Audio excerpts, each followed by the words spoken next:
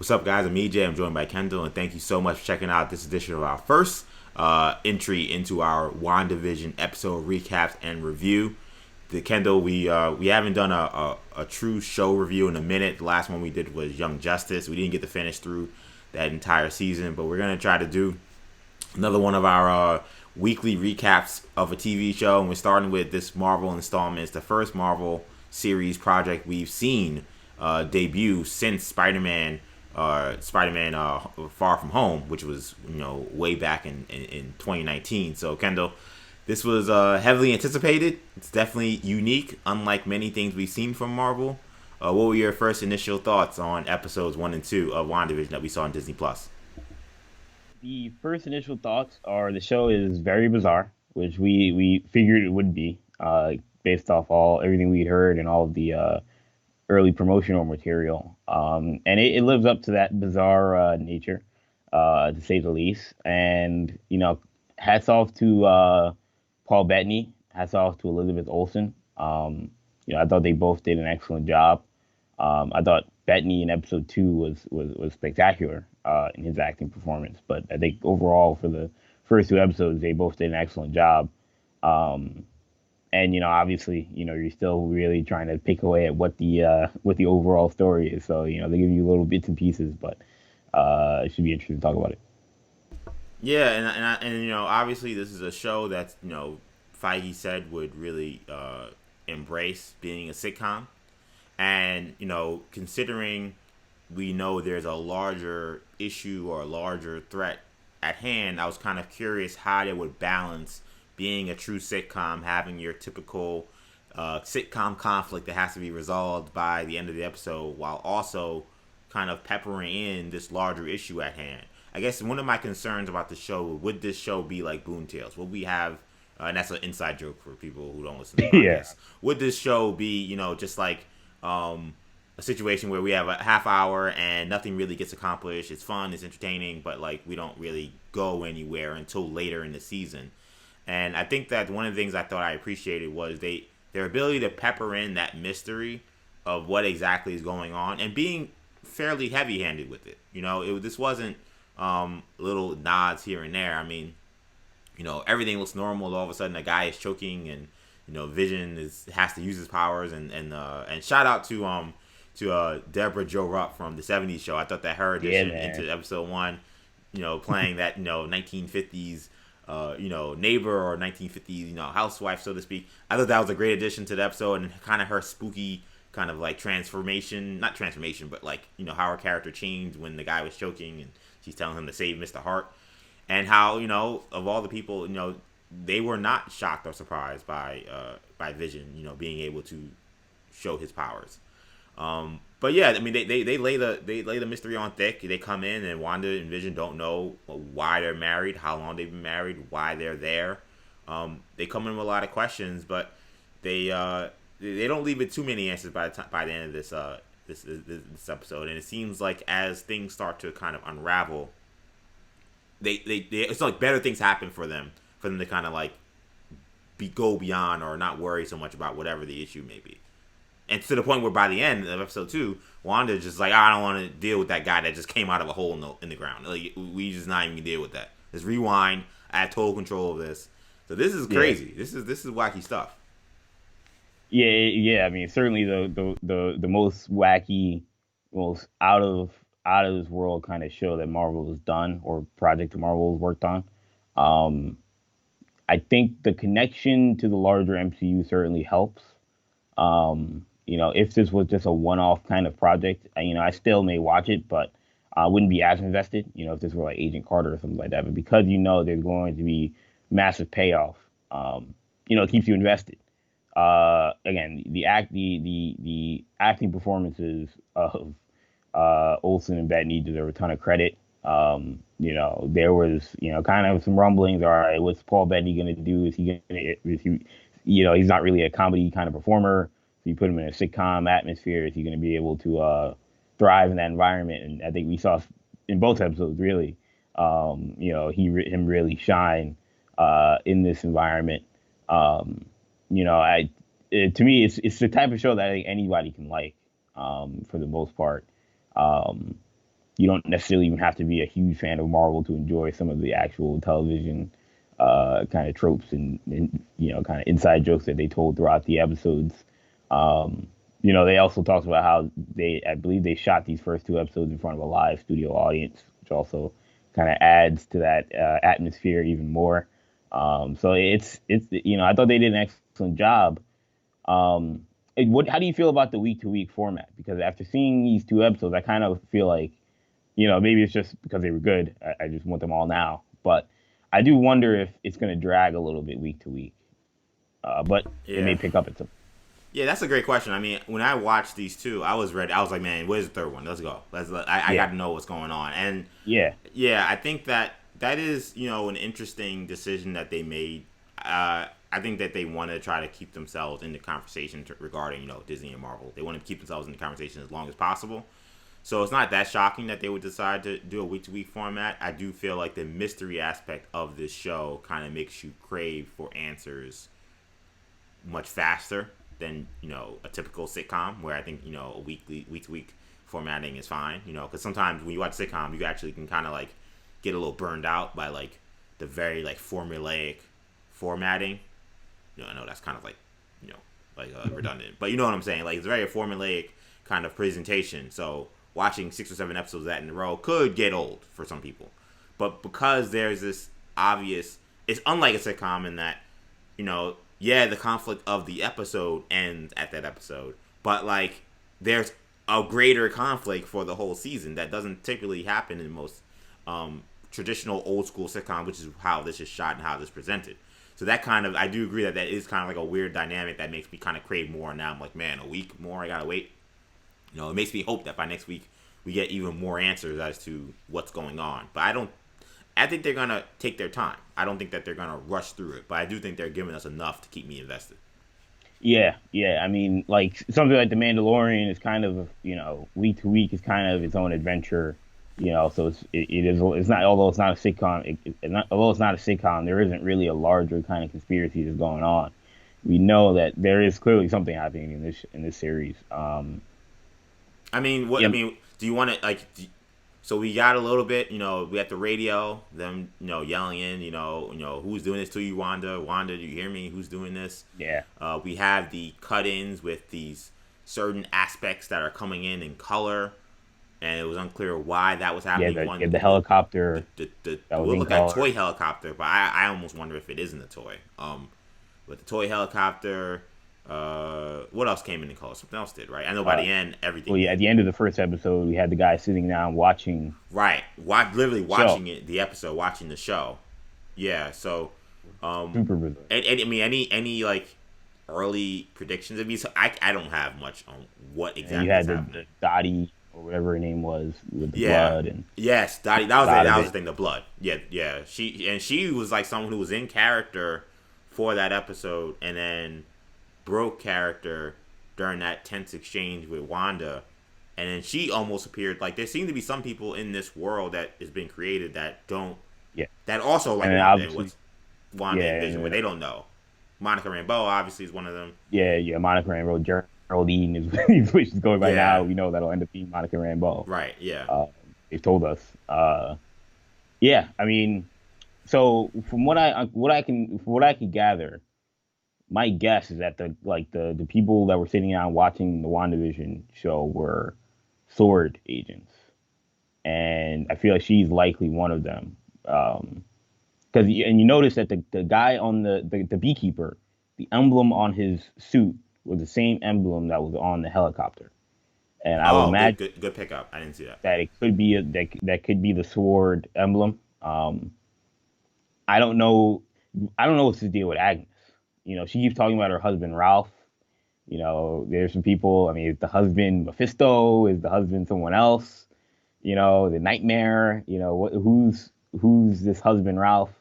Or is it nobody? But she keeps coming up, and we know there's clearly something up with her. And So they she always seems to come up when either things are going very south or like her first introductory, it's just her meeting Wanda. But after that, it seems like she always seems to come in when things are really kind of like going off the rails, or when yeah like something has just been revealed or a tenuous situation. Like she shows up when the helicopter shows up.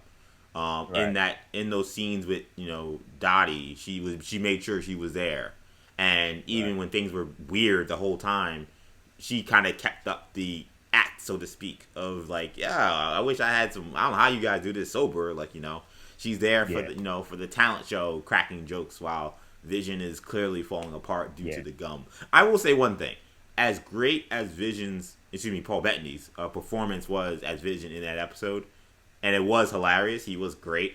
I did feel like, for someone who's supposed to be this like superior, like crazy, like mechanical, like miracle, basically.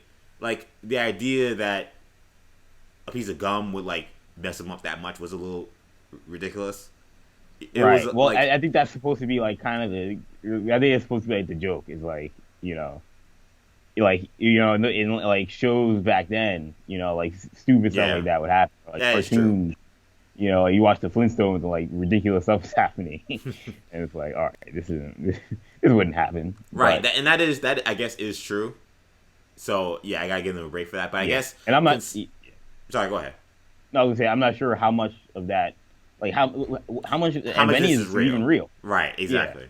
are we supposed to take into account everything about Vision's abilities? I mean, I see to I it. guess It I guess seems the reason why I tend to like take it more on face value is because the show isn't completely told from Wanda's point of view. It's clearly told right. from both of their point of views, That's what was interesting which is because kind when of we a got to, misdirect. Yeah, go ahead. yeah, when we had that first scene where they showed Vision his at his Job. job, which was it was a hilarious scene, and poked holes at like all these shows where these people have jobs and you don't even know what they do. Yeah, it's like Yeah, ridiculous, meaningless it's kind like of what work. do we even do here? But that first scene threw me for a loop because I'm expecting it to only be Wanda and Vision, or maybe just Wanda, and then you see a scene with just Vision, and you're like, so Vision actually coexists in this society without Wanda. Um, I don't know what that was about, And but I thought that was and it's tough. not like he doesn't appear to be in on whatever. He's not Like, in on anything. He's not right, controlled by somebody. He seems to right. be fairly natural. Now, this could all still be Wanda, creating all of this in her own imagination, and you know, some scenes are Vision and some scenes are her. Yeah. But It goes I to think, but it could go to show the length to which Wanda's powers are, that she could even have she could even create through like Vision story arcs um, within this own world she's created, if that is indeed what is happening. Because I yeah, agree, I the reason why I still think it's all Wanda is because we don't, now to fair, we only saw 2 episodes, but we don't see hey Vision, wake up, like Vision, what's going on, like that never happens. yeah, Everything seems to be happening to Wanda, even though Vision can sense when things are also off, like he can sense when like those loud thuds were happening, and he saw the guy come out of the thing. But I mean, Wanda's the one that rewinds everything, and he doesn't think, "Yo, we just rewinded." Like what happened? He just is just like, "Hey, yeah. we're gonna have a The kid or other, whatever." yeah. The other little thing I noticed was throughout the first 2 episodes, there's kind of these little references to kids having kids, or Yeah, the whole talent show was about doing this for the children, yeah, for the children, and there's and kind of like a weird, like very like haunting kind of like chant they did too. It was like for the children, yeah, for the children. I yeah, was like, that's weird. and then the end of the episode, all of a sudden she's pregnant, and it's like, all right, where did this come from? She's having the conversation with, I believe it was Agnes, and whatchamacallit, she's saying, oh, Dottie, this is where you have to go for this, that, and, schools or whatever. And she's like, oh, don't get ahead of ourselves, that kind of thing. So they keep making these references to having kids, and then it happens. So, look, we know Wiccan and Speed are likely to be in this series. We've seen promo art or promo of them in the show, obviously. What, I mean, is there more to their story that we expect? Or are they just going to Yeah, be background characters? That'll be interesting. yeah. I mean, yeah. To me, I kind of get the impression that whatever is happening, the goal is for Wanda to have children that they can use. Whoever is behind all this, because I think you're That's what. right. Like that, like the way they keep kind of bringing up children and making sure that one, to understand like where Wanda and Vision at in terms of building a family, kind of keeping that in the forefront. I wonder what clearly it wasn't the traditional way of making kids that happened on the show. I wonder what I have to watch it again. I wonder what was supposed to be the impetus that like allowed that to happen. Was it just Wanda's intuition? Was there something that was done in the previous scene or episode that allowed that to happen? Like I am curious about that, because again, I take all of this to be like somewhat figments of Wanda's imagination, but what are the sparks for when some of these things happen is still, I think, going to be one of the things we're going to follow. I feel like this is going to be a show where like by the time we're done, I'm gonna want to go back to like watching episodes 1 and 2 and 3 and 4. Yeah, it has a watch. There are so many things I think that we're just going over our heads even, and we're trying to do our best to catch all of them. And I wrote a bunch of notes to try to like keep up with what was going on. I also, you mentioned like some of the Marvel stuff. I like that they kind of they used the kind of her Sokovian background as comedy. You mentioned the Sokovian thing. We had the Stark Industry toaster, was it? Yeah, Stark Industries toaster, and we had the Hydra Strucker watch. I was like, Strucker watch. Yeah. I mean, and the Strucker watch was, I think, to me, made sense, because when I think of like super agent spy things, like watches are like always like one of like the tropes, a watch that could shoot somebody or whatever. So, right. So yeah, I thought that was also interesting. And that's somebody. And I assume these are all things that are in Wanda's head. I don't think these are things that are real. Obviously, she grew up in Age of Ultron. If you watch the Marvel Legends thing that they showed for Wanda last week, like they highlighted how like her and Quicksilver, like the Stark Industries weapons attacked Sokovia, and that was a big thing for them in Age of Ultron. Yeah. So then you have Stark Industries toaster in her head, and then you have the Strucker watch, which is where she was being kept captive by Strucker, right. In Age of Ultron as well, and being used as a weapon. So it's clearly there's more tie-in to this. We're still waiting for if and when we'll see Quicksilver, Aaron Taylor Johnson. Yeah. So if and when we'll see Evan Peters, Quicksilver, whoever else you potentially playing, and any potential X-Men references. None of that is happening yet, but we have plenty of episodes. And again, the week-to-week thing is definitely a drag. It's one of these where it's like you like it when they say it, and then when you're in it, it becomes tough. It's like, man. But I mean, they got me hooked, and what I'm glad is that now we're moving to a different era of television. Like now. What do you think was it again? Like I'm always thinking about what are the sparks? Like why do we think everything came into color by that point? Like I don't. Like, there may be a deeper reason why when we're done with the show we may understand all of this more clearly. Yeah. As we're in it now, it seemed as if it's just a progression in time. Right. Like they're just fast forwarding to when like they're about to have kids, I would imagine, or when they're babies. Yeah. Seems like the time is because, like you said, like they had just gotten married, to then now she's pregnant. That's months. So like now we're jumping to. I mean, what are we jumping? I assume we're jumping to either the 60s or 70s. I would say if the first episodes are in like the 40s or 50s. I definitely get the impression that every episode is kind of like a decade, and that's kind of how it seems to be how they kind of promoted everything. Right. So now we're in the break. We have 9 episodes of this, right? The first 2 were in black and white.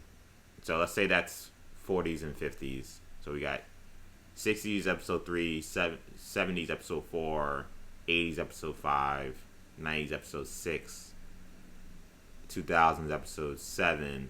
I think by that point, maybe the last 2 end up being like current time. Yeah. That might end up being pretty much all right. We're current, and maybe she's actually broken out of whatever's happened, and maybe this show takes a totally different turn. Who knows? I imagine that's going to happen. I imagine once we get to like this whole television gimmick will be done by like episode 6 or 7. I imagine. Do you think that they have enough material to carry the gimmick through? That's a lot of episodes to like string us along Well, in like a gimmick that we know is not real or won't continue beyond from this what we've show. seen in the promos, and we even saw from the difference between episode one and episode two, the like it ratcheted up, like the conspiracy ratcheted up. Yeah, You know, yeah, exactly. in episode one, like we really didn't realize it was fake beyond like them not recollecting stuff, and then at the end of the episode, it was very bizarre. But it was like, all right, I guess that's it. Then in episode two, like you start out in the toy helicopter hits it seems like hits the house or something like that, and now they're bugging out, and you immediately see the helicopter and all this other stuff that we explained that happened in episode two. Much different than episode one. So if that progression keeps ratcheting up at that pace, then by episode five, like the conspiracy could be over or it could be obvious. Yeah, And well, now we're talking who's the villain, So um, at that pace, they are going pretty fast if we're looking at it that way. yeah, no, yeah. It's gonna be interesting. That's the thing I'm gonna be looking at probably most What? Oh well, is this gimmick gonna hold for the yeah, time they want? Because they clearly and I are think committed to it. it's going to reinvent itself. Like they couldn't stick with the 1950s, 60s atmosphere. Like they're gonna, That's it's yeah, not and like that's a it great way to do reinventing it. itself every episode is Exactly. what I would suggest and what I think will happen. I really even wouldn't do the two episode thing. They might still do it, Yeah. but I think now that it's week to week, I would recommend they just do one of each and then go to a different era. But I think that's what they're gonna do. I don't think that yeah, we'll have um, the same era for each for thing. two You episodes. know. Yeah. Um, And I even think, look, I mean, we see in this series like there's black people in this Westfield neighborhood. Like to me, again, this is clearly like fake and real because like in the 1950s, 40s, like you wouldn't have black people just chilling with the rest yeah, of the yeah, other that folks. was like the elephant in the room. I was like, well, okay, Yeah, and there was a lot of different people. I mean, that's why I think I agree with that. These people that are around are clearly not. They're clear. I think there's a very good chance they're part of SWORD or part of whatever organization has kept her captive because it's so diverse. Like, this yeah. is not what you would expect from like your middle of the road, suburbia in the 1950s. So, um, The any other, any last thoughts on this, Kendall? yeah, I was just gonna say that I also love the outro and the theme music. Oh yeah, Um, it really gets you excited for not only the rest of this season, but like when we get to like Falcon and Winter Soldier, like that's gonna be nuts. And even when you get to Hawkeye and like She-Hulk and all these different other properties that they're doing, Miss Marvel, I mean, yeah. it's just gonna be it's gonna be incredible what And Marvel shout has. out to the intros too. I think the intros have been really not good. And the one on episode 2, like the show gives me like very much like I Love Lucy meets like I Dream of Jeannie vibes. Right. And those are shows that obviously are way past my time. But given being a kid of the '90s where these shows were on Nick at Night, I watched those shows a ton. And putting that like cartoon like entry and then the outro with them in the heart, like all that stuff is just like really great That was funny. callbacks. Yeah, it's just really well done stuff. So, man, I'm enjoying the show. I think every week we should give a score. So, I'm gonna go episode 1. I'm gonna give an 8, and I'll give these both an 8. They were really good. I was captivated. I love the camera work. Like whenever stuff goes south, they get out of the whole like sitcom They get out of the shooting, television. multicam Yeah. shooting, and they go into like this is just like a movie, but it's in black and white. And it's like really Yeah. creepy, and it works really well. So, again, like some things were a little cheesy, but this show is supposed to be cheesy. It's supposed to be over the top. So, I'm giving them a lot of break for that. I really enjoyed it. I just want to see how they tie together the mystery and if it works. That's really what this is all gonna hedge on. But the performances, the shooting, the dialogue, it's all there. This is a really solid show. So I gave both of these episodes an 8. Yeah, I love that little detail that you referenced about the camera work. I mean, it's very interesting how they kind of juxtapose that. But I'm gonna, I always joke I never like being the dunk contest judge that gives a 50 on the first dunk. So I'm gonna go 7 for the first episode, and I'll go 7.5 for the second. And it may seem low, but I think that this show has a higher ceiling, and um, and I think we'll get to that point at some point. And I thought the second episode, actually, I'll go 8 for the second episode because I thought Paul Bettany's performance was hilarious. So I'll give him that his flowers in that episode. I'll go 8 out of 10 for the second. But I think this show is gonna ratchet up to a point where like yes, like you know 8 is gonna seem very generous when crazy stuff starts happening. You're like, well, that's a 10 out of 10. So I'm excited. Yeah, man, but we're gonna be doing this every week.